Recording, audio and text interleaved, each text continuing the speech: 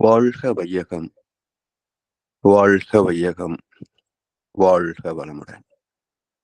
குரு வாழ்க, குருவே துணை. சிந்தனையை, உடல் நலத்தை சீர் அமைத்து உய்வித்த குருவே வாழ்க, வாழ்க வளமுடன், வாழ்க வளமுடன், வாழ்க வையகம். என்ற ஸ்கை யோகா அறக்கட்டளையை சிறப்பாக நடத்தி வருகின்ற ஆன்மீக அன்புள்ளங்கள், குறிப்பாக பேராசிரியர் முனைவர் சிவசங்கரம் ஐயா அவர்கள் மற்றும் இந்த நிகழ்ச்சியில் கலந்து வருகின்ற அன்பர்கள் அனைவருக்கும் அருட்தந்தை வேதாத்ரி மகர்ஷி அவர்கள் சார்பாக வாழ்க வளமுடன் என்ற வாழ்த்துக்களையும் எனது அன்பு கலந்த பணிவான வணக்கத்தையும் சமர்ப்பித்து குருவின் குரல் தொடர் சிந்தனையின் 32ஆம் பாகத்தில் பாவப்பதிவுகளும் போக்கும் வழிகளும் பற்றிய சிந்தனையை தொடங்குகின்றோம். மகர்ஷி அவர்கள் இந்த தலைப்பிலே தந்திருக்கின்ற ஒரு கவியை முதலிலே சிந்தனைக்கு எடுத்துக் கொள்கின்றோம். முன்னோர்கள் செய்த வினைப்பதிவு வித்தினில் உண்டு, மூளையிலே உன் செயலின் பதிவனைத்தும் உண்டு, பின்னே நீ செய்வினைக்கு புலன் 5 இயக்கி பெற்ற பழக்கப்பதிவும் உண்டு, இம்மூன்றும் உன்னை நீ உள்ளுணரும் அகத்தவத்தை ஆற்றி ஒவ்வொன்றாய் பழிப்பதிவை அகற்றி வர வேண்டும். தன்னில் பதிவான வினைப்பதிவுகளை மாற்ற தணிக்க பொருள் செல்வாக்கு பயனாகாது உணர்வீர் என்ற அற்புதமான ஒரு 8 வரிகள். முன்னோர்கள் செய்த வினைப்பதிவு வித்தினிலே உண்டு. அதாவது பிரபஞ்சத்தில் காந்தம் என்ற ஒரு தத்துவம் ஏற்பட்ட போதே ஈர்ப்பு விலக்கல் என்ற இரு விசை தோன்றிவிட்டது. இதன் பரிணாம வரலாற்றில் அடுத்து நிகழ்ந்தது உயிரினங்கள், நுண் உயிர் முதற்கொண்டு மனிதன் வரைக்கும். ஒவ்வொரு உடலுக்கும், ஒவ்வொரு ஜீவனின் உடலுக்கும் கருமையமாக அமைவது ஜீவாந்த களம்தான். அப்போ இந்த ஜீவாந்த களத்தின் ஈர்ப்பு விலக்கல் என்ற இருமைத்தன்மை இருக்கிறது அல்லவா, அதன் இயல்பினால்தான் இந்த உடலுக்குள் சூட்சுமமாக இருப்பது உயிரும், உயிருக்கு மூலமாக ஜீவாந்தமும் தானே. எனவே நாம் பரு உடலாக பார்த்தாலும் அதற்குள் நுண் தன்மையாக அமைந்திருப்பது ஜீவாந்த அலைகளை, மூலக்கூறாக அமைந்தது ஜீவகாந்தம். அதனால் இந்த உடல் என்ற ஜீவகாந்த களத்தில் ஏற்படுகின்ற எந்த அசைவும் அதிர்வும்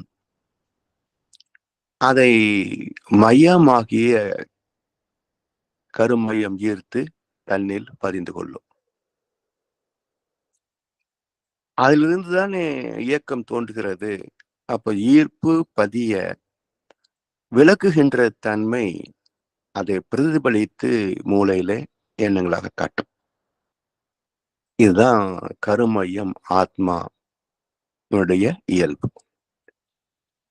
இது எங்கே தோன்றி எங்கே முடிகிறது என்றால் ஆத்மாவுக்கு பிறப்பு இறப்பு இல்லை என்கிறது.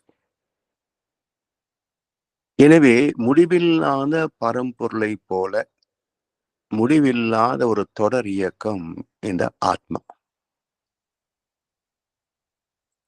அதனால் ஒவ்வொரு தலைமுறையில் பெற்ற அனுபவங்களும், ஒவ்வொரு மனித உடலாக வாழ்ந்த காலத்தில் பெற்ற அனுபவங்கள் எல்லாம் அதன் பிள்ளைகளுக்கு, சந்ததிகளுக்கு போய்கொண்டே இருக்கும். இதை சஞ்சித கர்மா என்ற ஒரு வார்த்தையால் குறிப்பிடுகின்றார்கள். பிரசவம் வரைக்கும் உள்ளது சஞ்சித கர்மா. அதைத்தான் மகர்ஷி இங்கு சொல்கிறார்கள், முன்னோர்கள் செய்த வினை பதிவு வித்தினிலே உண்டு, ஆத்மாவிலே உண்டு. மூளையிலே உன் செயலின் பதிவனைத்தும் உண்டு. 3 வயதுக்கு பிறகு இந்த வினாடி வரைக்கும் நாம் செய்த எல்லா அனுபவங்களும் நம்மிடத்தில் உண்டு. இது ஆத்மாவிலேயும் பதியும், மூளையிலேயும் நினைவாக இருக்கும். ஏன் என்றால், இதை நாம் நினைத்துடனேயே அன்றைக்கு செய்தது என்று நினைவு கூற முடியும். ஆனால் சஞ்சித கர்மாவில் இருக்கின்ற பதிவுகளை அப்படி நினைவு கூற முடியாது. எங்க தாத்தா என்ன பண்ணினாங்க என்பதை நாம் நினைத்து பார்க்க முடியுமா? இல்லை. ஆனா நான் குழந்தை வயதில் என்ன செய்தேன் என்பதிலே சிலவற்றையாவது நான் மறக்காமல் நினைவு கூறுகிறேன் இல்லையா? அது போல இந்த பிரார்த்த கர்மாவுடைய அதாவது தன்வினை என்ற பிரார்த்த கர்மாவுடைய தாக்கம் மூளையிலையும் எப்போது நினைவாக இருக்கும். சரி, இந்த 2 வினை பதிவுகள், முன்வினை, தன்வினை என்ற 2 வினை பதிவுகள், இவை இணைந்து பிரதிபலிப்புதான் ஆகாமியம் என்ற பின்வினைக்கான, புதுவினைக்கான, புகுவினைக்கான எண்ணங்களை தோற்றுவிக்கும். அப்போ பின்னே நீ செய்வினைக்கு மேற்கொண்டு அடுத்த வினாடி முதல் வாழ்கின்ற காலம் வரைக்கும் நாம் செய்யக்கூடிய செய்வினைக்கு, பின்னேணி செய்வினைக்கு புலனைந்தும் இயக்கு பெற்ற பழக்கப்பதிவும் உண்டு. புலன்களிலேயும் அந்த பதிவு உண்டு. மூளையில ஏற்கனவே பிராப்த கர்மாவாக இருக்கு. ஆத்மாவில சஞ்சித கர்மா இருக்கு. இந்த 2ம் இணைந்து நமக்கு எண்ணங்களாக, கற்பனைகளாக வெளிப்படுத்தி கொண்டிருக்கும். அப்போ பின்னேணி செய்வினைக்கு புலனைந்தும் இயக்கி பெற்ற பழக்கப்பதிவும் உண்டு. சரி, இந்த 3 வகை, முன்வினை, தன்வினை, பின்வினை, இந்த 3 வகையான செயல்களுக்கும் உணர்வுகளுக்கும் உன்னை நீ உள்ளுணரும் அகத்தவத்தை ஆற்றி, உன்னை நீ உள் உணரும் அகத்தவத்தை ஆற்றி, நான் யார் என்று அறியக்கூடிய தன்னைத்தான் தேடுகின்ற ஒரு சுய முயற்சி தவம். இம்மூன்றும் உன்னை நீ உள் உணரும் அகத்தவத்தை ஆற்றி பழிப்பதிவை ஒவ்வொன்றாய் அகற்றி வர வேண்டும். ஒவ்வொரு வினை பதிவும் பழக்கப்பதிவு மாற்றி அமைக்கிறோம். அகத்தாய்வு என்பதே எண்ணம் ஆராய்தல், ஆசை சீரமைத்தல், சினம் தவிர்த்தல், கவலை ஒழித்தல், இதெல்லாம் குணங்கள் தானே. ஏற்கனவே செய்த சஞ்சித கர்ம வினைகளின் பிரதிபலிப்பு தானே, பிராப்த கர்ம வினைகளின் பிரதிபலிப்பு தானே. அப்ப இவற்றையெல்லாம் நன்று தீது என்று தரம் பிரித்து பார்த்து தீயவற்றை விளக்குவதும் நல்லவற்றை ஸ்திரப்படுத்துவதுமாக அமைந்ததுதான் மனித வாழ்க்கை. இப்படி பழிப்பதிவை ஒவ்வொன்றாய் அகற்றி வர வேண்டும். தன்னில் பதிவான வினை பதிவுகளை மாற்ற நமக்குள்ளாக ஆத்மாவிலே, மூளையிலே, புலன்களிலே ஒவ்வொரு இடத்தும் ஒரு விதமான ஸ்பெசிபிக் கிராவிட்டி, ஒரு இயக்க சீர்மையோடு துல்லியமாக அமைந்திருக்கின்ற பதிவுகளின் தாக்கம். தன்னில் பதிவான வினை பதிவுகளை மாற்றவோ, தணிக்கவோ, குறைக்கவோ பொருள் செல்வாக்கு பயனாகாது உணர்வீர். இந்த இடத்துல எதை நாம் புரிந்து கொள்ள வேண்டும்? பொருள் செல்வாக்கு பயனாகாது. பணத்தை கொண்டோ, அதிகாரத்தை கொண்டோ, பதவியை கொண்டோ இவற்றை மாற்றிவிட முடியுமா? அதாவது நமக்கு துன்பங்கள் நேர்கின்ற போது பரிகாரம் செய்வது என்று சோதிடர்களும் புரோகிதர்களும் நமக்கு சொல்வார்கள். அதன்படி இங்கே இந்தியாவில, தமிழ்நாட்டில எத்தனையோ மக்கள் பரிகார பூஜைகளை செய்வதை நாம் பார்க்கிறோம், கேள்விப்படுகிறோம். அப்படி செய்ததன் மூலமாக பாவம் விலகிவிட்டதா? ஒரு முறை என்னோடு பள்ளியிலே படித்த நண்பர், நமது மன்றத்திலேயும் ஆசிரியர் பயிற்சி முடித்தவர். ஆனால் அவருக்கு அமைந்த தொழில் ஜோதிடம். அவரிடத்தில் நான் அவ்வப்போது ஜாதகம் பார்ப்பது உண்டு ஒரு காலத்துல. அப்படி ஒரு நாள் நான் என் மகனுடைய சாதகத்தை பார்த்தபோது, அவர் இதிலே சர்ப்பதோஷம் இருக்கிறது, அதுக்கு தோஷ நிவர்த்தியாக காளகஸ்தியிலே போய் பரிகார பூஜை செய்து வந்தால் விலகிறோம் என்றார். நான் கேட்டேன், சரி இப்போ எந்த கட்டத்திலே சர்ப்பதோஷம் இருக்கிறது? அவர் லக்னத்துக்கு இந்த கட்டத்தில் இருக்குது என்றார். சரி, நான் காளகஸ்திக்கு போய் பரிகார பூஜை செய்துவிட்டு வந்தால் இந்த சர்ப்பதோஷம் கட்டம் மாறி இருக்குமா என்று கேட்டேன். இல்ல இல்ல, அது அங்கேயே தான் இருக்க, ஒரு நம்பிக்கை தான் என்றார் நண்பர். சோ அவர் என்னுடைய நண்பர் என்றதுனால உண்மையை சொல்லிவிட்டார். இது ஒரு நம்பிக்கை தான் பரிகாரம் என்பதெல்லாம். உண்மையிலே எந்த மாற்றமும் இல்லை என்ற கருத்தை சொல்லிவிட்டார். ஆனால் இதை வைத்து பிழைப்பை நடத்துகின்ற சோதிடர்களும் புரோகிதர்களும் இன்றைக்கு மக்களை ஏமாற்றிக் கொண்டுதான் இருக்கிறாங்க. மக்களும் ஒரு நம்பிக்கை அதன் என்ற அடிப்படையில ஏமாந்து கொண்டேதான் இருக்கிறார்கள். நம்பிக்கை என்றாலே அதற்குள் மறைந்திருப்பது மூட நம்பிக்கை, இன்னொன்று நம்பிக்கை துரோகம். நம்பிக்கை பின்னால் இந்த இரு கூறுகள் இருக்கும்.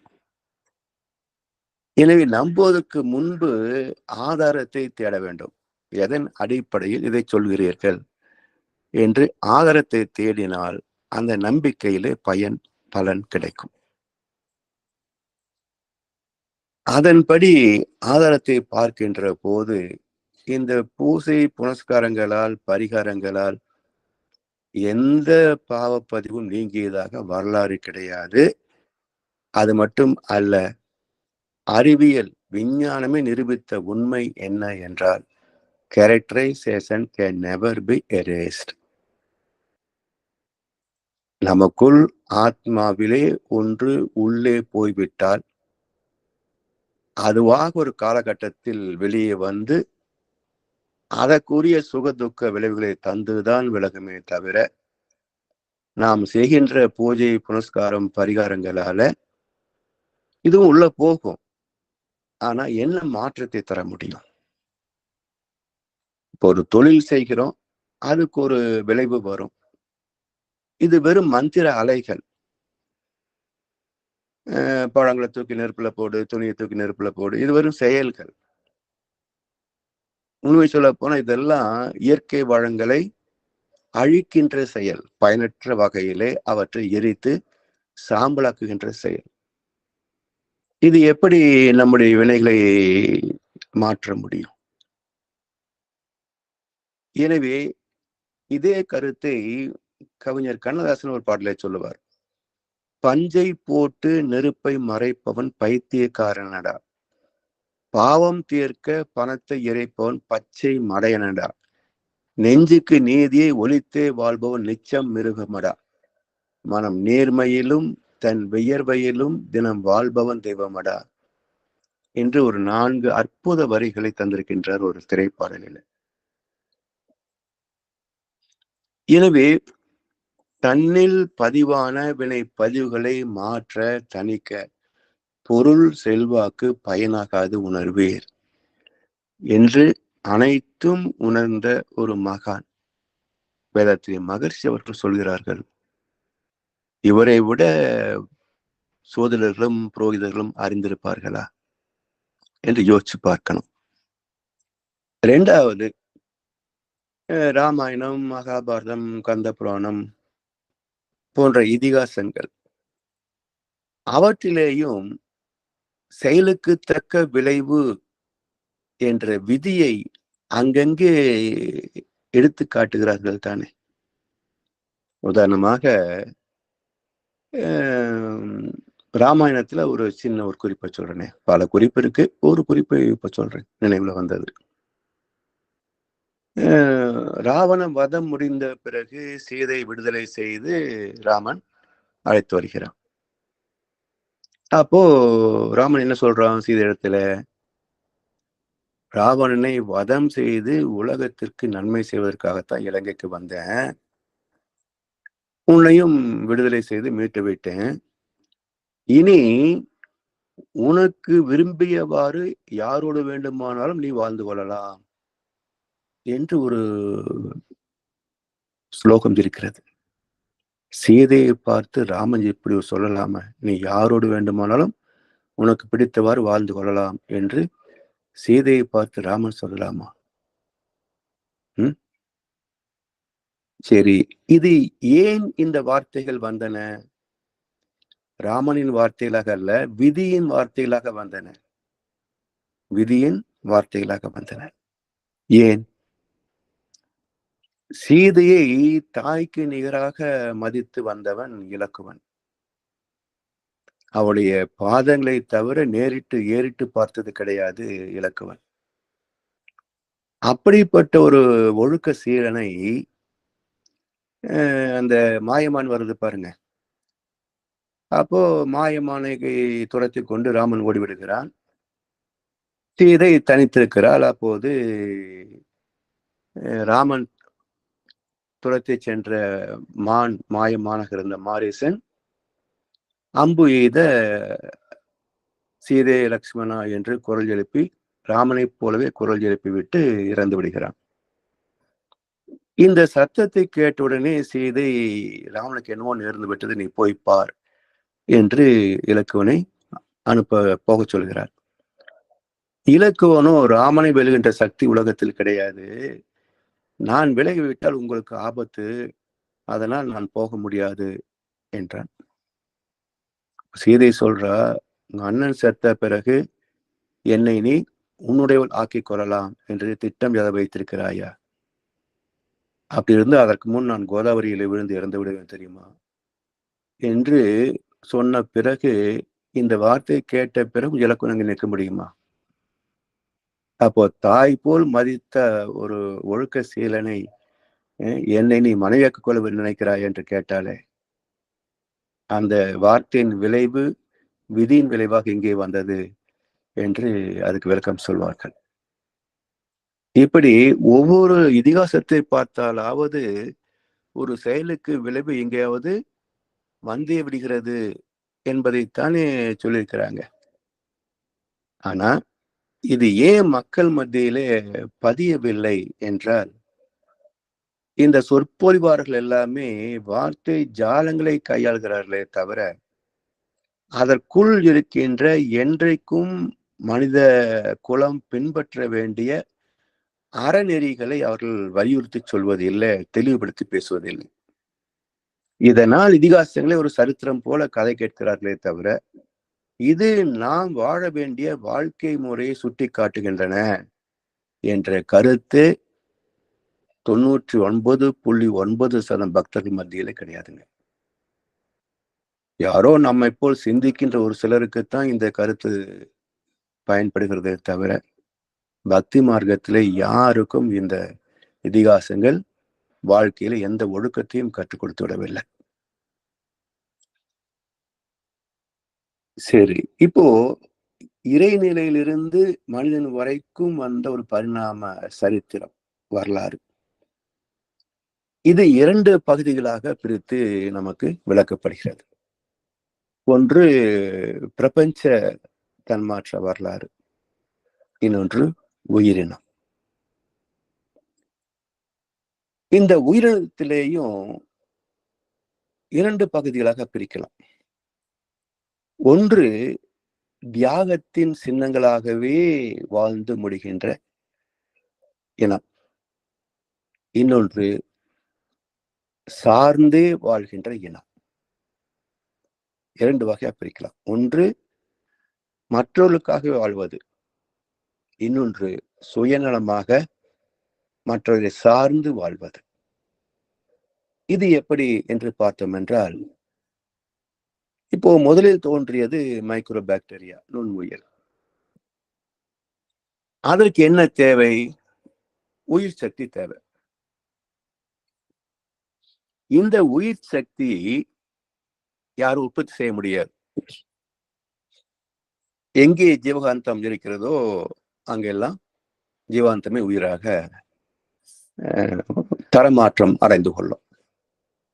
அப்போ ஜீவாந்தத்தையே தன்வசப்படுத்தி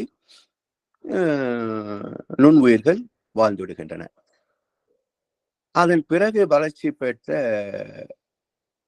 இந்த பச்சையத்தை மையமாக கொண்டு வளர்ந்த சில நுண் உயிர்கள், பிறகு அமீபா, பிறகு வந்த தாவரங்கள். தாவரங்களை பாருங்களேன், இந்த அமீபா வரைக்கும் அது தன் இனத்தை தானே ஜீவாந்தத்தை மையமாக கொண்டு வாழ்ந்து விடுகிறது, விருத்தி செய்து கொள்கிறது. தாவரமாக வந்தது, வெளிப்பட்டது நாம் மதிக்கக்கூடிய, பயன் கொள்ளக்கூடிய முதல் இனம்.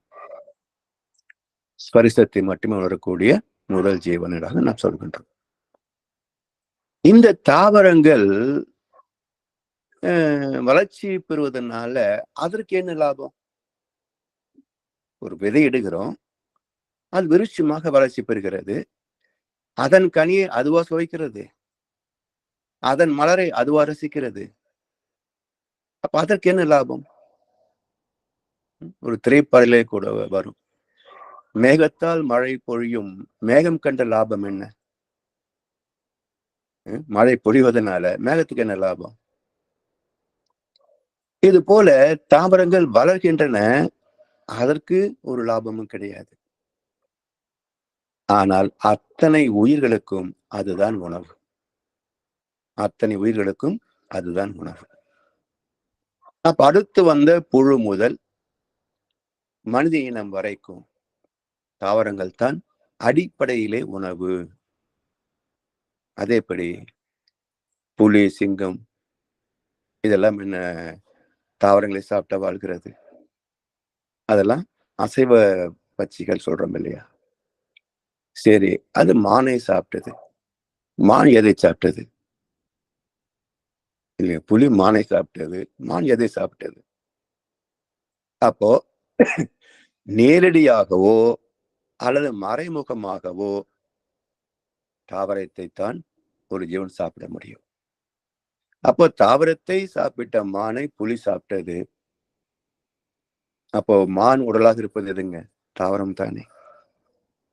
அப்ப தாவரத்தின் இலைகளே நம்மிடத்திலே சதைகளாயின, தாவரத்தின் நரம்புகளே நம்மிடத்திலே நரம்பு மண்டலமாயின.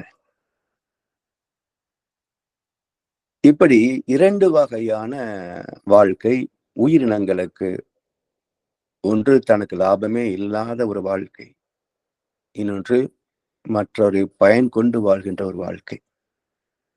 இப்ப மனித குலத்தை எடுத்துக்கொள்ளுங்களேன்.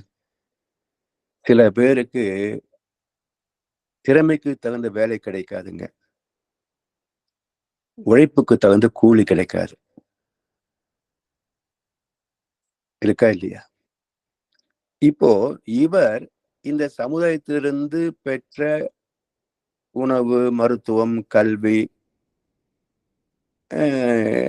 வீடு, அனுபவ பொருட்கள், இதெல்லாம் என்ன ஒரு வேல்யூ, ஒரு மதிப்பு வரும், கூட்டிக் கொள்ளுங்க. இவருடைய உழைப்பால் முதலாளி, இந்த சமுதாயம் பெற்ற நன்மைகள் என்ன என்பது ஒரு மதிப்பு போட்டு பாருங்க. நிச்சயமாக இவர் பெற்றதை விட தந்தது அதிகமாக இருக்கும். அப்படி பல உழைப்பாளிகள் தந்ததுதான் ஒரு மனிதன் செல்வந்தனாவதும், ஒரு மனிதன் அரசியல் மூலமாக கோடிக்கணக்கான சொத்துக்களை குவிப்பதும் இதெல்லாம் சாத்தியமாகிறது. அப்போ வசதி படைத்தவர்கள் என்றால் மற்றவர் உழைப்பையும் அறிவையும் பயன் கொண்டவர்கள். கூலிகள் என்றால் தன் உழைப்புக்கு தகுந்த கூலி கிடைக்காமல் குறைவாக பெற்று சிக்கனமாக வாழ்பவர்கள் என்று அர்த்தம். அப்ப 2 துறை இருக்காங்க. இதே போலத்தான் உலக நீதியே அப்படித்தான். அதனால ஐயோ நம்ம ஏமாந்து போயிட்டுமே, அவங்க எல்லாம் நம்ம வைத்து பிழைத்துக் கொண்டார்களே என்றால் தாவரத்துக்கு என்ன பதிவுங்க? அது தாவரமாகத்தான் இருக்க முடியும். அதை உண்டு வாழ்கின்ற ஜீவன்களுக்கு என்ன பதிவு? இது உண்டுதான் வாழ முடியும். இப்படி வினை பதிவுகளே ஒவ்வொன்றின் வாழ்க்கை நிச்சயிக்கின்றன. காரணம், இந்த உலகத்தில் ஜீவனில், அதாவது உலகத்தின் ஈர்ப்பு உள்மையம் கொண்டும் உயிர் வகைகளில் காந்த கருமையம் கொண்டும் என்பார் மகர்ஷி ஒரு பாட்டுல. உலகத்தின் ஈர்ப்பு உள்மையம். இப்ப இந்த பூமிக்கு ஒரு கருமையம் உண்டு இல்லையா? Core point. அதே போல ஒவ்வொரு ஜீவனுக்கும் மனிதனுக்கும் கருமையம் உண்டு, ஆத்மா உண்டு. அப்ப இயங்குகின்ற அனைத்திற்குமே ஒரு மையம் உண்டு. அந்த மையத்துல என்ன பதிவு? உலகத்தை பொறுத்த வரைக்கும் பேட்டர்ன், பிரிசிஷன், ரெகுலாரிட்டி, தன்மை, துல்லியம், இயக்க ஒழுங்கு. இந்த விதியை மீறி எந்த விண்ணும் கோளும் இயங்க முடியாது.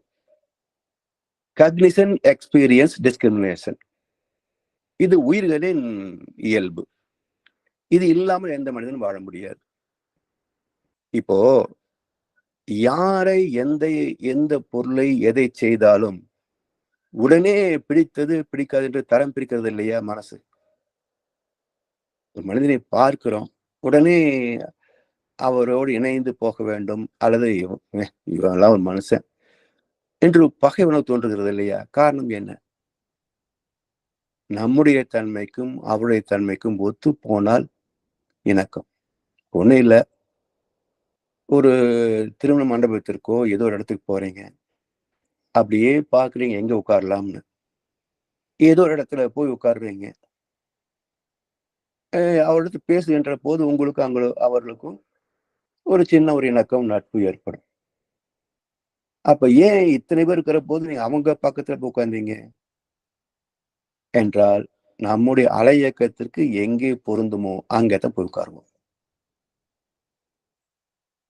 பஸ்ல உட்கார்றது வேற, அது சந்தர்ப்ப சூழ்நிலையின் தாக்கம். ஆனா நாம் தேர்ந்தெடுக்கின்ற இடம் என்று வருகின்ற போது இது மாதிரி இருக்கும்.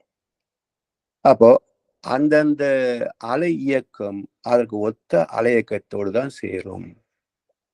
இன்னும் சொல்ல போனா வெளிநாடு, கனடா, அமெரிக்கா, இந்தியாவில இருந்து போறாங்க. ஒரு பகுதியில இந்தியர்கள் அதிகமா இருப்பாங்க. ஏன்? துணைதான் பாதுகாப்பு என்ற செக்யூரிட்டி ஆஸ்பெக்ட். அதன் காரணமாக அந்தந்த இனம் எங்கே வாழ்கிறதோ அங்கத்தான் போய் வாழும். அங்க ஒத்து போகாம இருக்கலாம், கொஞ்சம் முரண்பாடு இருக்கலாம், ஆனாலும் இந்தியன் என்ற விரிவுல ஏற்றுக்கொள்வோம். இப்படி ஒரு ஜீவன்களிலே, உயிர் இனங்களிலே ஒன்று தருவதும் இன்னொன்று பயன் கொள்வதும், இதுவும் இயற்கை விதிதான். நான் மட்டும் இவ்வளவு கஷ்டப்பட்டு நிறைய வேலை பார்க்கிறேன், அவெல்லாம் சுகமா இருக்கிறான்னு சொன்னா என்ன பண்றது? இயற்கை யாரும் மாற்ற முடியாது. என்ன அமைந்ததோ அதுதான் வாழ்க்கை. இதை எப்படி மேன்மைப்படுத்திக் கொள்வது என்ற சிந்தனையில் மகான்கள் கண்டெடுத்த வழிமுறைகள் தான் ஒரு இயற்கை ரகசியத்தை நமக்கு மையம் கொண்டிருக்கிறது. என்ன? இந்த பதிவை ஏற்படுத்துவது காந்தம். அந்த காந்தத்துக்கு மூலம் ஏகாந்தமாகிய இறைவன். அழுத்தம் என்னும் உந்து ஆற்றல் ஒன்றை கொண்டே. அப்ப காந்தத்தின் ஒரு தன்மை மட்டும் இருந்தால் அது ஏகாந்தம். இரண்டு தன்மை அமைகின்ற போது காந்தம். ஈர்ப்பும் விளக்கும் இருந்தால் காந்தம். ஈர்ப்பு மட்டுமே இருந்தால் காந்தம், ஏகாந்தம். இந்த காந்தத்தன்மை இருப்பதனால அந்த அனுபவங்கள் பதிகிறது. அதுல ஏன் சுகதுக்கம் விளைவாக வருகிறது என்றால், இயற்கையிலேயே ஒரு சட்டம் இருக்கிறது. இதற்கு இத்தனை அணுக்கள் சேரணும். இப்போ ஆக்சிஜனுக்கு 16 அணுக்கள். 16 தானே? 16. ஆமா, 16. ஆனா அது நீராக மாறணும்னு சொன்னா 18 அணுக்கள் வேணும். அப்பதான் நீர் துகளாக மாறும். அப்ப 16 அணுக்களோட 2 எப்படி சேருது என்ற விஞ்ஞானம் சொல்லக்கூடிய கருத்து பாருங்களேன். மையத்துல புரோட்டான், நியூட்ரான், 8 புரோட்டான் 8 நியூட்ரான் இணைந்திருக்கும். அதுக்கு அடுத்து முதல் சுற்றுவட்ட பாதையில 2 எலக்ட்ரான் இருக்கும். நேர் எதிராக 2 எலக்ட்ரான் இந்த பக்கம் அந்த பக்கம் இருக்கும்.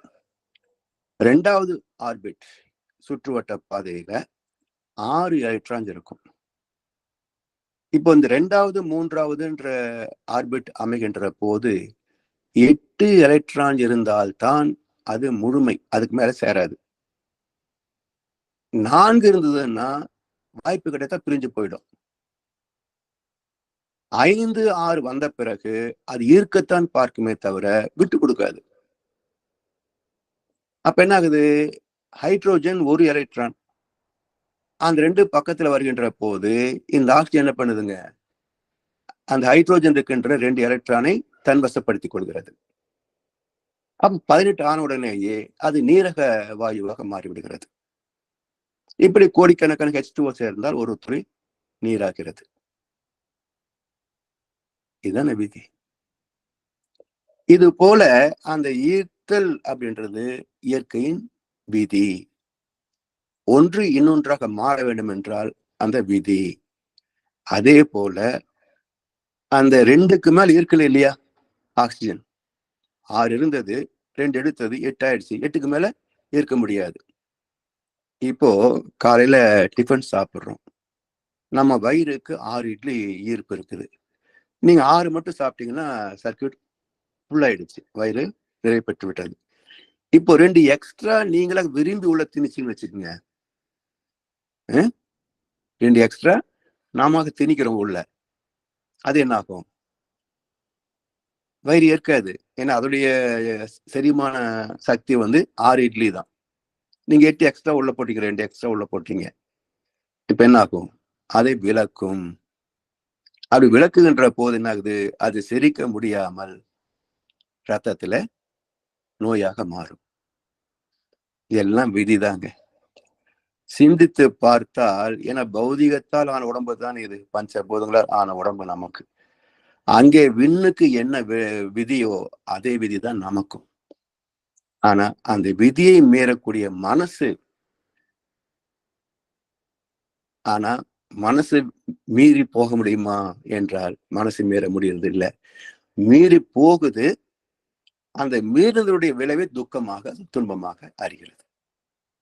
அப்போ சுகத்திற்கு காரணம் இயற்கை சட்டத்தை, தேவ நீதியை மதிப்பது. துக்கங்களுக்கு காரணம் அவமதித்தது.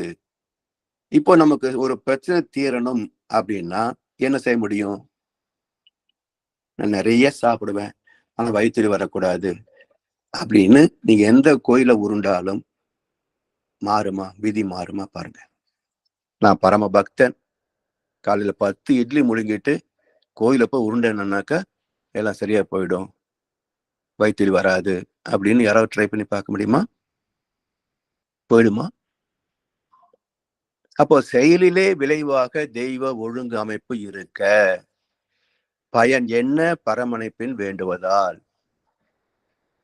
அப்ப அந்த இயற்கை சட்டம் தான் பக்தி மார்க்கத்துல விதி, தெய்வ நீதி என்று சொல்லப்படுகிறது. சயின்ஸ்ல லா ஆஃப் நேச்சர், இயற்கை சட்டம். தத்துவத்துல, பக்தியில தெய்வ நீதி, தெய்வ கடாட்சம், திருவருள். அப்ப தெய்வத்தின் நீதியை பின்பற்றுபவர்களுக்கு தெய்வம் சுகமளிக்கிறது. தெய்வத்தின் நீதியை அவமதிப்பவர்களுக்கு தெய்வமே தண்டனை தருகிறது, துன்பம் தருகிறது. இந்த விதியை புரிந்து கொண்டோம் என்றால் இப்போ தெய்வநீதியை மதித்து வாழ சொல்வதற்கு நமக்குள்ள என்ன இருக்குங்க? எது நம்மை தெய்வநீதியோடு இணைந்து வாழ்வதற்கு துணை செய்யும்? அறிவு. தெய்வத்தின் பின்னமாகிய பகுத்தறிவு.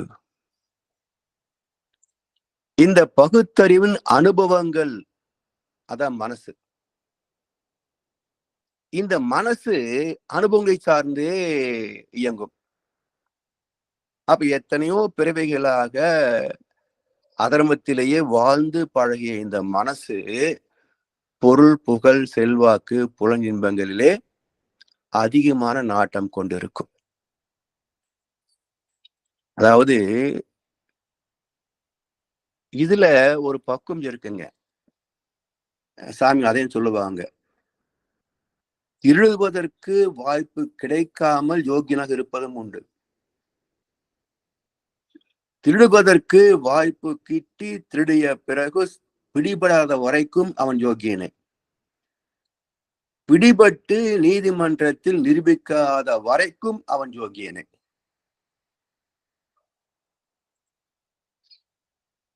இப்ப எவ்வளவு இருக்குங்க. இது போல சில பேருக்கு வாய்ப்பு கிடைக்காததனால் அவன் யோகியனா இருக்கிறான்.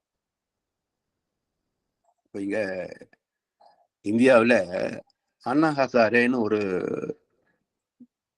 சுதந்திர போராட்டக்காரர், வயதான ஒருத்தர். அவரு லஞ்ச ஊழலை எதிர்த்து ஒரு பெரிய போராட்டத்தை நிகழ்த்தினார். ஒரு 10-15 ஆண்டுக்கு முன்பு நினைக்கிறேன். அவருடைய கூட்டம் எங்கு நடந்தாலும் ஆயிரக்கணக்கான மக்கள் கூடினாங்க. அப்போ நான் இதே போல வகுப்பு நடத்துகின்ற போது இப்படி நடக்கிறது இந்த இடத்துல. இப்போ அண்ணா ஹசாரே அவர் சொன்னபடி வாழ்ந்துட்டு இருக்கிறார். சரி, மதிப்புக்குரியவர். இப்ப இவர் சொல்லக்கூடிய கருத்தை இத்தனை பேர் கேட்கிறார்களே, இவர் எல்லாமே யோகியர்களான்னு எப்படி சோதித்து பார்க்கலாம்? இந்த கூட்டம் நடக்கட்டும். அந்த பக்கமாக ஒரு ஹெலிகாப்டர்ல வந்து ஒரு பெரிய பையில, அதிகமா வேண்டாம், ஒரு ₹100 தாள் அப்படியே கொட்டினு வச்சுங்க. இந்த கூட்டத்தில் இருப்பவர்கள் எத்தனை பேர் ஓடி வந்து பொறுக்க மாட்டார்கள் என்று கேட்டேன். யாரும் வரமாட்டாங்களா? அப்படி வந்து பொறுக்கக்கூடியவன், அவனுக்கு பதவி அதிகாரம் கிடைத்தால் எப்படி தவறு செய்யாம இருப்பான்? அதுக்கு உதாரணம் தான் அவருடைய சீடர் கெஜ்ரிவால். அவருடைய பிரதான சீடர் அவரு. இப்ப அவரு ஊழல்ல மாட்டி சிறையில இருக்கிறார். அப்போ வாய்ப்பு கிடைக்காததுனால் யோகியனாக இருப்பது பெருசல்ல. வாய்ப்பு கிடைத்தும் அதை செய்யாமல் இருப்பதுதான் யோகியத்தனம். அப்ப தர்மத்தின் பால் எந்த அளவுக்கு நாம் ஈடுபாடு வைத்திருக்கிறோம் பாருங்க. அந்த அயராத அசராத ஒரு உறுதியான பந்தம் இருக்க வேண்டும். அறத்தின் பால், தர்மத்தின் பால். அவன் தான் உண்மையான தேவபக்தி. உண்மையான தேவபக்தன் அவன் தான். என்ன சொல்றாங்க? அதாவது இது ஒரு பாத்திரம் உண்டு. பச்சைமா மலை போல் மேனி பவளவாய் கமலச் செங்கன் அச்சுத அமரர் ஏறு ஆயத்தம் குழுந்தே என்னும் இச்சுவை தவிர யான் போய் இந்திர லோகம் ஆளும் அச்சுவை பெருணும் வேண்டேன் அரங்கமா நகருளானே. இது எத்தனையோ பக்தர்கள் ஆன்மீகவாதி பாடிக்கிட்டு இருக்கிறாங்க. இதனுடைய அர்த்தம் என்னங்க? இச்சுவை தவிர, இந்த பேரின்பத்தை தவிர இந்திர லோகத்தை ஆளக்கூடிய பதவி எனக்கு கிடைத்தாலும் நான் விரும்ப மாட்டேன். இச்சுவை தவிர யான் போய் இந்திர லோகம் ஆளும் அச்சுவை பெரினும் வேண்டேன் அரங்கமா நகருளானே. இப்ப அத்தனை வைணவர்கள் இப்படித்தான் இருக்கிறாங்களா? கொஞ்சம் கொஞ்சம் தேடி பாருங்க. வைணவத்தை பின்பற்றுகின்ற அத்தனை மக்களும் பக்தர்களும் இப்படித்தான் இருக்கிறாங்களா? சொர்க்கம் என்ன, ஒரு ஒரு ஏதாவது ஒரு பதவி கிடைக்கும், ஒரு கொஞ்சம் காசு கிடைக்கும்னா யாருக்கும் தெரியாதுன்னு தப்பு பண்றாங்க இல்ல? அப்போ வாயில யோகியன், மனசுக்குள்ள அயோக்கியன். இப்படி போலித்தனமான வாழ்க்கை வாழ்ந்தால் நமக்குள் இருக்கின்றானே மனசாட்சி, அத்தனை உண்மைக்கும் அவன் சாட்சி. மக்கள் அரங்கத்தில் வராது அவன் காட்சி. அப்ப நமக்குள் இருக்கின்ற தெய்வத்திற்கு பயந்து வாழ வேண்டும், தெய்வ நீதிக்கு பயந்து வாழ வேண்டும். ஏன்னா தெய்வ நீதிதான் பதிவுக்கு தக்க விளைவை தருகிறது. எனவே பாவ பதிவுகளை போக்கும் வழி என்ன என்றால் பாவத்தை தூக்கி வெளியே போட முடியாதுங்க. பல பேர் அப்படிதான் நினைச்சுக்கிறாங்க. இந்த தலைப்புக்கு அர்த்தம் என்னன்னா, நம்ம இந்த பயிற்சிகள் எல்லாம் செய்தோம்னாக்க பாவம் எல்லாம் வெளியே போயிடும் நினைக்கிறாங்க. போகாது. Characterisation can never be erased. போகாது. பிறகு எப்படி மகரிஷி இந்த தலைப்பை தந்திருக்கிறாங்க? பாவப்பதிவிலும் போக்கும் வழின்னு சொல்லியிருக்கிறாரு. அப்ப போகணும் இல்ல என்றால் இங்கு போக்கும் வழி என்பது பாவத்தை போக்குறதல்ல, அதுகிட்ட நாம போகாம இருக்கிறது. பாவத்துக்கிட்ட நாம போகாம இருக்கிறது. எப்படி? இப்ப நம்ம ஆத்மாவில பதிவுகள் இருக்குங்க. சஞ்சித கர்மா, நாம செய்த பிரார்த்த கர்மா ரெண்டும் இருக்கு. அதுல அறிந்தோ அறியாமலோ செய்த பாவப்பதிவுகளும் இருக்கு. இப்ப அதெல்லாம் ஒரு ஃப்ரீக்குவன்சில இருக்கும். 14 இருந்து 40க்குள்ள ஏதோ ஒரு இடத்துல அது பதிந்திருக்கும். இப்ப இது அது வெளியே வருது பாருங்க. ஒரு பாவப்பதிவு வெளியே வருதுன்னா அது நிச்சயமா 20 அலைச்சூழலுக்கு மேலதான் அந்த பதிவுல எல்லாம் இருக்கும். அப்போ 25, 30 அலையில ஒரு பதிவு வெளியே வருதுங்க. அப்படி வெளியே வருகின்ற போது அந்த நேரத்துல நம்ம ஒரு பேருந்து ஏறுகின்ற ஒரு செயல் வச்சுங்களேன். பேருந்து ஏறுகிறோம். கூட்ட நெரிசல் அவசரத்துல அடுத்துடைய காலை மிதித்து விடுகிறோம். இது நம்முடைய கவனக்குறைவு தானே. அவர் என்ன கேட்கிறாரு? ஏப்ப மனசு நிக்கிறது தெரியல, கொஞ்சமா கண்ணு இருக்கா, அறிவு இருக்கான்றார். இப்ப நமக்கு 30 அலைச்சூழல் நம்மை மோதுகிறது. சூழ்நிலை வந்தாச்சு. இப்போ நாம் அந்த 30 ஃப்ரீக்குவன்சிக்கு நாம் ஆளாகின்ற போது அவ்வளவு சௌரியம் பார்க்கிறவன் கார் வச்சு போக வேண்டியதானே, எதுக்கு பஸ்ல வர்ற, நீ மட்டும் எதுக்கு வரன்னு அவன் திருப்பி கேட்பான். வார்த்தை முற்றி கை கலப்பாகி போலீஸ் ஸ்டேஷன் கூட போக வேண்டியிருக்கும். இப்போ இதே இடத்துல 30 வெளியே வருதுங்க. ஆனா நான் என்ன பண்றேன், செய்த தவ பயிற்சியின் காரணத்தால், அகத்தாய் பயிற்சிகளின் காரணத்தால், பொறுமையை பின்பற்றி கொண்டிருக்கின்ற, அதுல பயணித்துக் கொண்டிருக்கின்ற காரணத்தால் அவர் இந்த வார்த்தையை கேட்கிற போது நியாயம்தானே. நாம அவசரத்துல பஸ் கிடைக்க போயிட்டான்னு சேர்ந்த அவசரத்துல நம்ம ஏறிட்டோம். நமக்கு முன்னாடி அவர் அங்க நின்றுக்கிறாரு இல்லையா, மன்னிச்சுங்கய்யா தெரியாம அவசரத்துல. அதுக்கு மேல ஒரு வார்த்தை சொன்னா பேச அமைதியா உள்ள போயிட்டோம் வச்சுங்களேன், இப்போ ஒரு சண்டை தவிர்க்கப்படுகிறது. இப்போ 30 அலைச்சூழல் வேகத்தில் ஒரு பதிவு வெளியே வருகிறது. ஆனால் நான் அதை புறம் தள்ளிவிட்டேன். எப்படி? நான் செய்த தவத்தின் மூலமாக, நான் செய்த அகத்தாய் பயிற்சியின் மூலமாக அதிலிருந்து நான் விலகி விடுகிறேன். பதிவு அங்கேயே தான் இருக்கும். ஆனா என்னாச்சுங்க, நான் விலகி விடுகிறேன். சரி, இப்ப வெளியே வந்தது அதுக்கு ஒரு தாக்கத்தை கொடுக்கலையே, என்னாகும் என்றால் நான் அதை புறம் தள்ளியதால் அது வான்காந்தத்திலே போய்விடும், நம்மை பாதிக்காது. இப்படி ஒவ்வொரு பதிவும் வெளிவருகின்ற போது நாம் ஆத்திரம் கண்ணை மறைத்திடும் போது அறிவுக்கு வேலை கொடு, உன்னை அழித்திட வந்த பகைவன் என்றாலும் அன்புக்கு பாதை விடு. இப்படி கவிஞர் வாலியுடைய கருத்தின்படி, ஞானிகளுடைய அறிவுரைப்படி அந்த உணர்ச்சி வேகத்திற்கு ஆட்பட வேண்டிய சூழ்நிலை வருகின்ற போது தவத்தின் பயன் கொண்டு அமைதி காத்தால் அது தானா வான்காந்தத்துக்கு போயிடும். சரி, இப்ப நானா உள்ள போய் அங்க சஞ்சித் கமலா நோண்டி எடுத்து இதெல்லாம் சுத்தப்படுத்த முடியுமா? போக்கும் வழியில முடியாது. அதுக்கு என்ன பண்றது? எப்போதும் இறை உணர்வோடு நிலைத்திருப்பது. இப்போ அவ்வப்போது சில மடாதிபதிகளை பற்றிய செய்திகள் செய்தித்தாள்ல வரும். இப்ப காஞ்சி மடத்துல ஒருத்தர் யாரு ஜெயேந்திர ஒருத்தர் இருந்தாரு. அவரை பற்றி பல மாதங்களாக எல்லா செய்தி ஊடகங்கள் எல்லாம் பழித்து பேசப்பட்டது. அது எப்படி ஏதோ பாதிரியார்கள் அவர்கள் எல்லாம் அப்பப்போ செய்திகள் வருது. அப்ப ஆன்மீகத்தையே மேற்கொண்டு ஒரு மரத்திற்கு தலைமை வகிக்கின்ற ஒருத்தருக்கு எப்படி இப்படி ஒரு அவதூறா அல்லது ஒரு பழிச்செயல் செய்வதற்கு மனம் வந்தது என்றால் இதுதான், பாவத்தை போக்க முடியாது. ஏன்? அவருடைய முன்னோரின் வினைப்பதிவு வித்து நிலை இருக்கு. அது வெளிப்பட்ட போது புலன் கவர்ச்சிக்கு ஆளாயிட்டார். அது யாருக்கும் தெரியாத வரைக்கும் கௌரவமா இருந்தது. யாரோ ஒருத்தர் நோண்டி வெளிவிட்டுட்டாரு, மரத்தின் பாரம்பரியமே பாழா போனது. 600 வருஷம் பாரம்பரியம் காஞ்சி மரத்துக்கு அவருடைய காலத்துல நாசமா போச்சு. எனவே இப்போ ஏன் இவ தப்பு பண்ணினாங்க? பக்தியில் முக்தி இருந்து கூட ஆன்மீகத்தையே வாழ்க்கை என்று பிரம்மச்சரியத்தை பின்பற்றிய போது கூட ஏன் பெண் சுகத்திலே தன்னை இழந்தார்?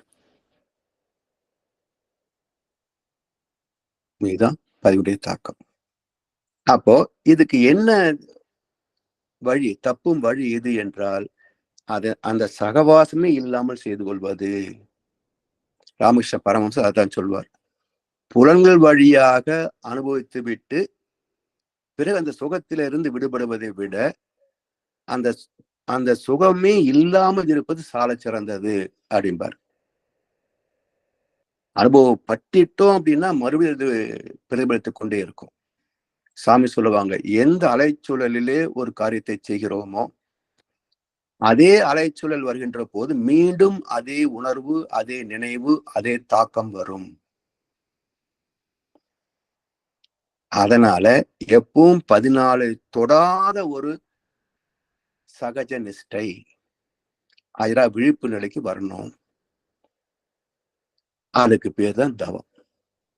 13 அலைச்சூழலை தாண்டாத ஒரு பாதுகாப்பான எல்லை தான் 13 அலைச்சூழல். அப்போ ஆத்மாவினுடைய நம்முடைய கருமையத்தின் அலையக்க வேகம் 1 to 40 cycles per second. 13க்கு மேல போகாம இருப்பது நம்முடைய மனப்பக்குவம், அறிவின் பக்குவம். அதற்கு துணை செய்வது தவம். அப்ப மகரிஷி பாவ பதிவுகளும் போக்கும் வழிகளும் எதன்படி போக முடியும் என்றால் தவத்தின் மூலமாகவே போக்க முடியும். தவத்தின் மூலமாகவே போக்க முடியும் என்று ஆக்னே, துரியம், துரியாதம் என்று 3 தீட்சைகளை தந்திருக்கிறார். எனவே இப்போ இந்த பாவத்துடைய பூர்வீகம் என்னன்னு பார்க்கணும். இப்போ தாவரங்கள் வரைக்கும் பாவம் இல்லைன்னு பார்த்தோம்.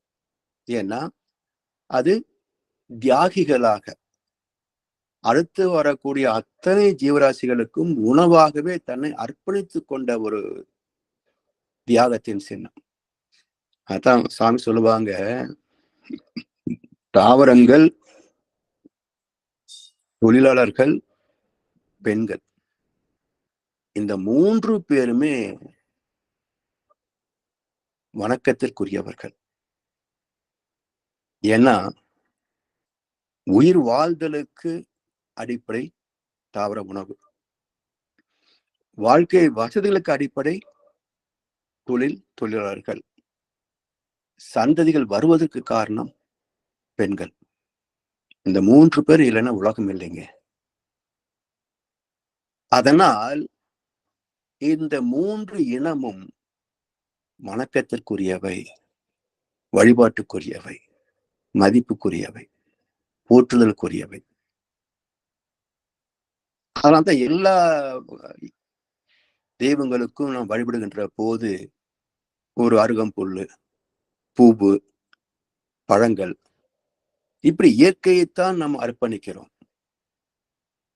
இல்லையா? எனவே அந்த தாவரங்கள் வணக்கத்திற்குரியவை என்பதனால்தான் தெய்வத்திற்கு அர்ப்பணித்து தெய்வத்தோடு சேர்த்து அந்த பழத்தை வணங்குகிறோம், பூவை வணங்குகிறோம், அருகும் புல்லை வணங்குகிறோம். விநாயகர் மட்டும் வணங்கல. விநாயகர் மேல் வைத்த பிறகு விநாயகரோடு அருகும் புல் சேர்த்துதான் வணங்குகிறோம். ஒரு தெய்வத்திற்கு மாலை சாற்றிய பிறகு அந்த தெய்வத்தோடு மாலையை சேர்த்து தான் வணங்குகிறோம்.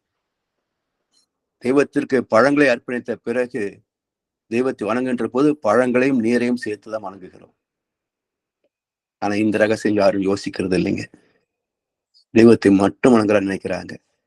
தெய்வத்துக்கு அர்ப்பணிக்கப்பட்ட அத்தனை தாவரத்தின் தன்மைகளையும் இனங்களையும் சேர்த்துத்தான் வணங்குகிறோம். இதெல்லாம் நுணுகி பார்த்து சிந்தித்தால்தான் நமக்கு முன்னோர் ஏற்படுத்தி வைத்த எந்த சடங்கும் குறையில்லை. அதற்குள் ஒரு பாடம் இருக்கிறது. அந்த பாடத்தை படித்து கொண்டால் கற்றுக்கொண்டால் தான் வாழ்க்கைக்கு பயனாகுமே தவிர வெறும் சடங்கு சம்பிரதாயம் மட்டுமே செய்துவிட்டு எனக்கு எல்லாம் கிடைக்கும் நினைத்தால் இது ஒரு ஏமாளித்தனம். ஒன்றும் நடக்காதுங்க.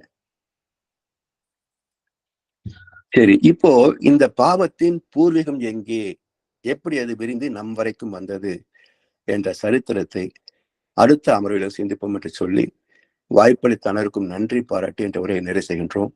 வாழ்க வளமுடன், வாழ்க வளமுடன், வாழ்க வையகம். வாழ்க வளமுடன். மிக்க நன்றிகள் ஐயா. வாழ்க வளமுடன் ஐயா.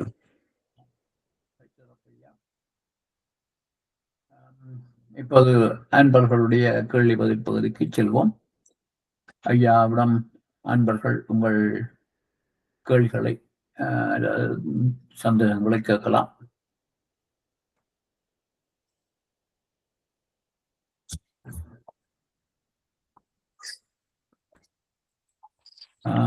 ஐயா, நானே ஆரம்பிச்சு வைக்கிறேன் ஐயா. சொல்லுங்க ஐயா. ஐயா, நீங்கள் சகஜ நிஷ்டை என்று சொன்னீர்கள் ஐயா. அதை கொஞ்சம் விளக்க முடியுமா? சகஜ நிஷ்டை என்றால் எப்போதும் அலைவேகம் 13 கடக்காமல் இருப்பது சகஜ நிஷ்டை. சகஜ நிஷ்டை.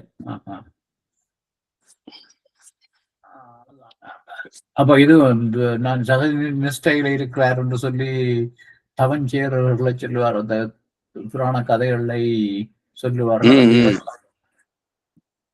அதாவது 13 அலைச்சூழலையே மனதை வைக்கின்ற போது நமக்கு மற்ற உணர்ச்சி வயப்பட்ட அனுபவங்களோ பதிவுகளோ வெளிப்பட முடியாது. இப்போ பயணம் செய்கிறோம், அப்போ தவம் செய்யலாமா அப்படின்னா செய்யலாம். அது ஞானிகளுக்கு சாத்தியம். ஏன்னா நம்ம இப்போ கண்ணை கட்டிட்டு வாகனம் ஓட்டுறாங்க பாத்தீங்களா மந்திரவாதிகள். அவங்க எப்படி கண் இல்லாம வண்டி ஓட்ட முடியுது? கரெக்டா? அப்படின்னா தவத்தில் ஆழ்ந்து போகின்ற போது அறிவுக்கண் செயலுக்கு வந்துடும். எப்படி இந்த பிரபஞ்சத்துல லட்சக்கணக்கான எண்ணற்ற கோள்கள் எல்லாம் ஒன்றோடு ஒன்று மோதி கொள்ளாமல் அதது இயல்பாக பயணித்துக் கொண்டிருக்கிறதோ, அதை விட இந்த வாகனம் ஓட்டுவது மிக எளிது.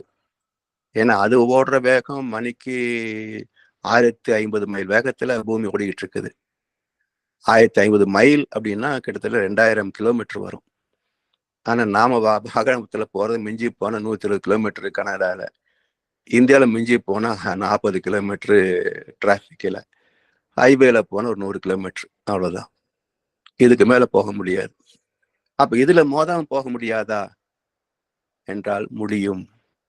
அதுக்கு அறிவு கண் திறக்கணும். அது நமக்கு அந்த அளவுக்கு பக்குவம் இல்லை. அதனால் அந்த விஷ பரீட்சையில நம்ம செய்யக்கூடாது. சோ பயணம் தொழில் செய்கின்ற போது அந்த தொழிலிலே கவனம் வைக்கணும் பாருங்க. அந்த கவனம் வைக்கின்ற போதே அது 13 14 நிற்கும் என்கிற மகர்ஷி. அதாவது தவம் செய்வது மட்டுமல்ல, ஒரு காரியத்திலே மனம் ஒன்றி செய்கின்ற போது அங்கே மன அலைவேகம் குறைந்துவிடும். மற்ற எண்ணங்களோ உணர்ச்சி வயப்பட்ட நிலைகளோ நமக்கு பிரதிபலிக்காது, வேலை செய்யாது. அது பாட்டுக்கு வந்து போயிட்டு இருக்க. நம்ம அது நம்முடைய கருத்திலே எண்ணத்துக்கு அது எட்டாது. சரிங்களா?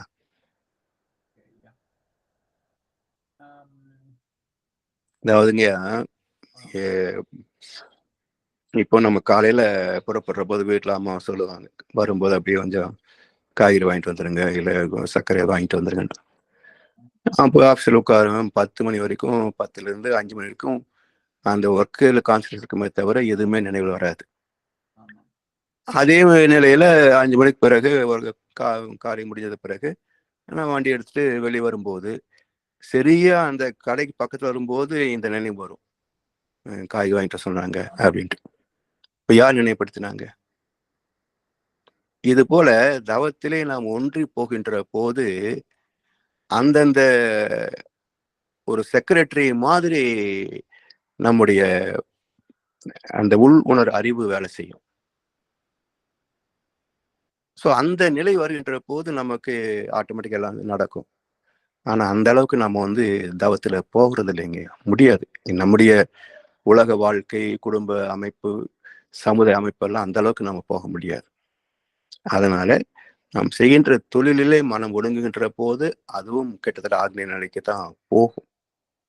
ஆனா மற்ற செயல்பாடுகள் அல்லது ஆபத்தான சில காரியங்கள், இயந்திரங்கள்ல வேலை செய்யறோம், அப்போ ரொம்ப கேர்ஃபுல்லா செய்யணும். கேர்ஃபுல்லா செய்யும் போதே மனசு அங்கதான் போகும். அதுக்காக நான் தாம் செய்துட்டே செய்யறேன்ட்டு போய் அங்க நீங்க முயற்சி பண்ணக்கூடாது. சரிங்களா? நன்றி ஐயா.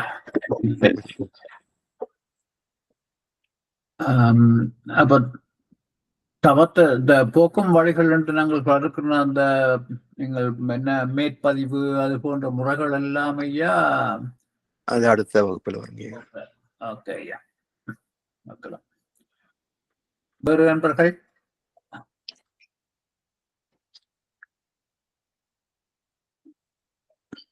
ஓகே ஐயா, இன்றைக்கு கேள்விகள் இல்லை. கேள்வி கேட்கணுங்க ஐயா. அப்பதான் எப்படி ஏதோ ஒரு இடத்துல நமக்கு புரியாது இருக்கும். இப்ப நீ கேட்டது போல இந்த சகஜ நிஷ்டைனா என்ன அப்படின்ற மாதிரி ஒரு கேள்விகள் வரும். கேட்கறதுக்கு தயங்கக்கூடாது. கேட்கறதுக்கு தயங்கணும் அப்படின்னு சொன்னா அந்த சந்தேகமாக இருக்கும், விளக்கம் கிடைக்காது. இன்னொரு இடத்துல யார்கிட்ட கேட்டுக்கலான்னு சொன்னாலும் அது அந்த நேரத்துக்கு அது நினைவுக்கு வராது. அதனால ஒரு வகுப்பு முடிஞ்ச உடனேயே அதை பற்றிய கேள்விகளை தயக்கம்னு கேட்கணும். கேள்வி கேளுங்கன்னு சொல்லக்கூடிய ஒரு இடம் மனவளக்கலை மன்றங்கள் தான். வேற கோவில்லையோ மற்ற மலர்பதிகள்கிட்டயோ கேள்வி கேட்டீங்கன்னா உங்களுக்கு வெளியே அனுப்பிடுவாங்க. அப்ப விளக்கம் பெறக்கூடிய ஒரே இடம் இன்றைக்கு மனவளக்கலை மன்றங்கள் மட்டுமே. பயன்படுத்திக்கணும். வாழ்க்கை ஐயா. ஐயா வாழ்க வளமுடன். நான் ஒரு கேள்வியை கணத்து நீங்க அதுக்குரிய பதில ஆல்ரெடி சொல்லிட்டீங்க உங்களோட லெக்சர்லயே. நான் அந்த பாவப்பதிவுகளை நீக்கவே முடியாதா என்று கேட்கணும் யோசிச்சேன். நான் அதான் தொடர்ந்து நீங்க சொல்லிட்டீங்க அது அந்த வேவ்ல இருந்து நாங்க குறைச்சு வச்சிருக்க அந்த பதிவு வந்தா கூட கூட பாதிக்காம அது விளையாட்டுலோட காந்தாட்டுல வான்காணத்துல கலந்துரும் என்று சொல்லியிருந்தீங்க. அத இந்த அது பார்க்க போனா இப்ப இந்த மலைய கெல்லி எலிய பிடிக்க அர்த்தம் இருக்கு. பார்க்க போனா எங்களுக்கு தெரியாம எத்தனையோ பதிவுகள் இருக்குது. ஆமா. அப்ப அது ஒவ்வொன்றையும் எப்படி ஆராய்ஞ்சு இதெல்லாம் வருதுன்னு கண்டுபிடிக்கிறது கொஞ்சம் கஷ்டமா இருக்கும் இல்லையா ஐயா? அதனாலதான் அதை போய் நம்ம நுணுகி தேடி துரத்தி இருப்போம் அவசியம் இல்லை. எதை நாம் சந்திக்கிறோமோ அதை அறிவுபூர்வமாக பயன்கொள்ளணும். எது வரலையோ உள்ள இருக்குதோ அதெல்லாம் கழிக்கிறதுக்கு தான் துரியோதயம் என்று ஒரு நிலை கொடுத்துருக்குறாங்க. அதுல அறிந்தது அறியாததெல்லாம் அதுல கலைஞ்சு போயிடும். அப்ப அதுல என்ன அப்படின்னா அந்த ஃப்ரீக்குவன்சி விட்டு கீழே இறங்கினீங்கன்னா இந்த ஜெயேந்திர சிக்கின மாதிரி சிக்கிடுவோம்.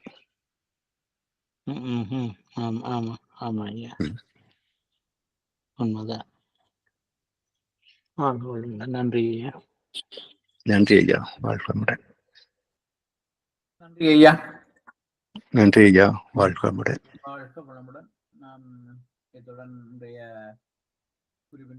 வகுப்பு 32 நிறைவு செய்வோம்.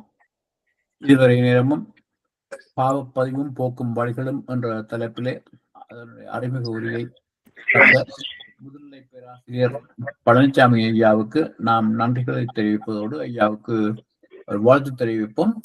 பேராசிரியர் பழனிசாமி ஐயா, வாழ்க வளமுடன். வாழ்க வளமுடன். அவரது அன்பு குடும்பம், வாழ்க வளமுடன். அவரது வேதாத்திரிய தொண்டு, வாழ்க வாழ்க வளமுடன்.